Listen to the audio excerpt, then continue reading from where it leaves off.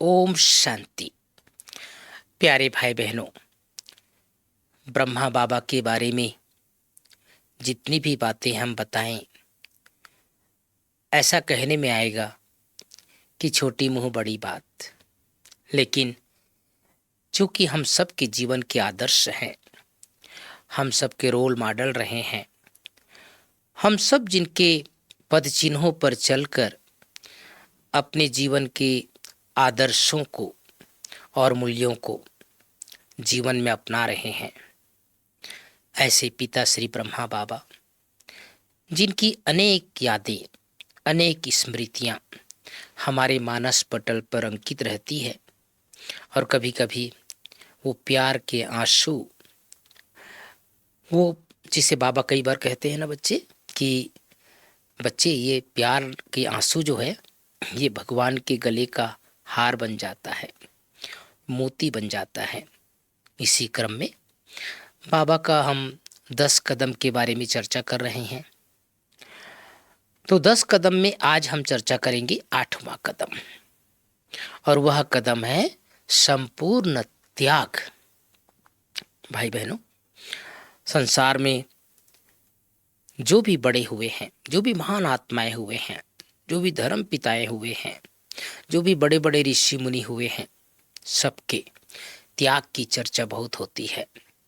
लेकिन अगर हम संसार में इतिहास को देखें, सभी के जीवन कहानी को देखें, तो हम जब बाबा के जीवन कहानी को देखते हैं, बाबा के त्याग को देखते हैं, तो ऐसा लगता है बाबा जैसा त्यागी संसार में कोई नहीं हुआ है। जरा सोचो भाई बहनों, बाबा का जीवन क्या था, कैसा जीवन था।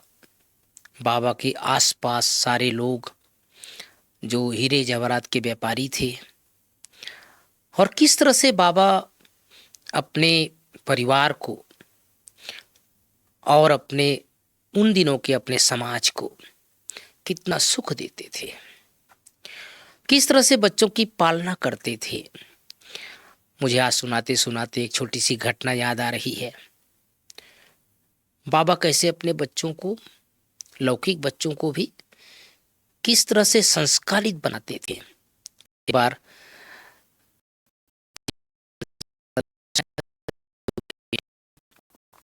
ही कई बार छोटे बच्चे आते हैं, बाबा डालते थे। घर में ही मंदिर था, श्री कृष्ण का, विष्णु जी का मूर्ति रखते हैं गांव भारतीय समाज में। तो बाबा उनको कहते थे, बच्चे पहले जाओ पूजा पाठ करो, उसके बाद दूध मिलेगा, उसके बाद नाश्ता मिलेगा। तो संस्कार डालते थे। और जब बाबा ने व्यापार शुरू किया, तो उन दिनों ऐसा एडवर्टाइज तो होता नहीं था। आज तो टीवी में, मोबाइल में, और इसके अलावा बड़े बड़े चौराहे पर होर्डिंग पोस्टर लगाते हैं। सोने चांदी के अलग अलग, या जो भी व्यापार करते हैं, अपना अपना पोस्टर लगा करके एडवर्टाइज करते हैं। तो उन दिनों, ये 30 के पहले की बात है, 1930 के, 36 के पहले तक। तो बाबा क्या करते थे, अपने बच्चों को, जैसे खास करके निर्मल संता दादी को, पूरा हीरे जवाहरात से सजा कर बड़े बड़े राजा महाराजाओं के पास ले जाते थे, ताकि उनके जो राजाओं के जो पत्नियां थी, रानी महारानियां, और उनके जो बच्चे थे, वो सब देखते थे दादी को, दादी अर्थात निर्मल संता दादी को। तो कई बार ऐसा लगता है ना, यही हमको चाहिए। एक बार की बात है, रानी विक्टोरिया के पास बाबा गए और निर्मल संता दादी को एक कान में झुमका पहना के लेके गए, हीरे का, चांदी हीरे से सजा हुआ, और उसमें म्यूजिक बजता था। तो रानी को पसंद आ गया। रानी ने कहा कि नहीं, मुझे यही चाहिए। तो दादी तो छोटी थी ना, तो उसने कहा नहीं नहीं, मैं नहीं दूंगी, ये तो मेरे लिए है। उसके बाद फिर बाबा घर में आकर के दूसरे दिन बाबा ने दादी को कहा कि बच्ची, ये तो पुराना हो गया, ये तो बासी हो गया, आप कल का बचा हुआ रोटी खाओगे, कल का बचा हुआ सब्जी खाओगे, तो कल का बचा हुआ तो बासी हो जाता है ना। तो बाबा ऐसे प्यार से उस झुमके को, बच्चे तो आपके लिए नया बनाएंगे ना, ताज़ा बनाएंगे, ये बासी हो गई। तो बाबा इस तरह से उसको ले करके फिर रानी विक्टोरिया को दे दिए। बहुत दिनों के बाद एक बार निर्मल शांता दादी जी लंदन गई, तो उसी विक्टोरिया के जो रानी विक्टोरिया का जो म्यूज़ियम था वहाँ देखने गई, और वहाँ के जो गाइड थे वो म्यूज़ियम दिखा रहे थे। उस म्यूज़ियम में एक जगह वही झुमका जो दादी पहन करके रानी के पास गई थी बचपन में, बाबा लेकर के गए थे, वो झुमका वहाँ पर म्यूज़ियम में दिखाई दिया। कांच के अंदर बंद था। दादी ने देखते ही कहा गाइड को कि इसमें म्यूजिक बजता है। तो सबको आश्चर्य लगा, इसको कैसे पता म्यूजिक बजता है, आज तक तो किसी ने बताया नहीं। अलार्म बजा दिया, सिक्योरिटी वाले आ गए और सबके मन में आया कि हमारे म्यूजियम में कोई जासूस आ गया है। चारों तरफ सिक्योरिटी वाले आकर के दादी को घेर लिए और लेकर के गए, चलो रानी के पास, आपकी पेशी होगी। क्या आपको कैसे पता चला कि यहाँ पर जो है इस झुमका में म्यूजिक बजता है?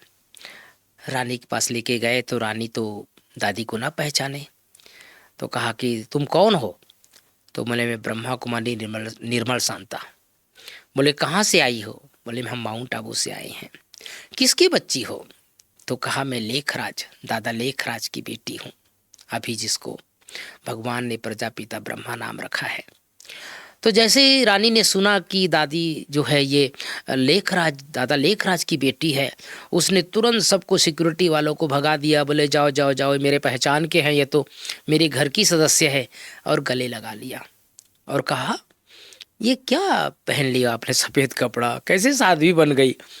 तो दादी ने सारा समाचार सुनाया, बाबा का संदेश दिया, और उसके बाद फिर जो है रानी ने अपने महल में पूरा ले गए ससम्मान, और फिर पूरा भोजन वोजन की व्यवस्था करवाया। तो दादी ने कहा हम तो भोजन खाते नहीं, बाहर का फल वगैरह खा सकते हैं। तो ये लंबी कहानी है। उसके बाद देखिए बाबा किस तरह से, मैं सुनाने का भाव ये है भाई बहनों कि कैसे बाबा रहते थे, और उसके बाद बाबा एक तरफ पूरा त्याग, हर चीज का त्याग है ना।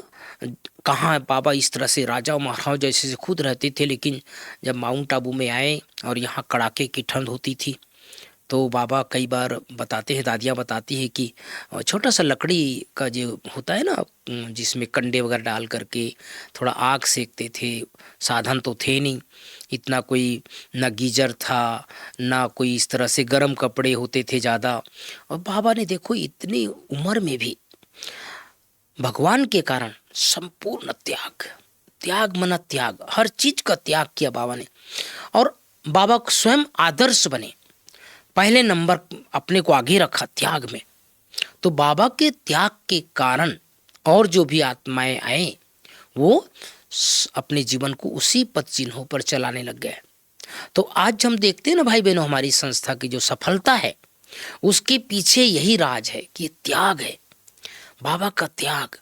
बाबा ने जो त्याग किया अपने संबंधों में, अपने व्यवहार में, अपने प्रैक्टिकल करके दिखाया ना, तो त्याग बाबा का जो है सबसे बड़ा कदम है, जो हम आज सुनाने जा रहे हैं, 8वां कदम। इस तरह से हमें भी अपने जीवन में बाबा के पद चिन्हों पर चलते हुए अपने पद पोजीशन का, अपने पुराने संस्कारों का, अपने पुराने स्वभाव का, सब चीज़ का त्याग करके बाबा की कदम पर कदम रखते हुए आगे बढ़ते चले। ओम शांति, ओम शांति।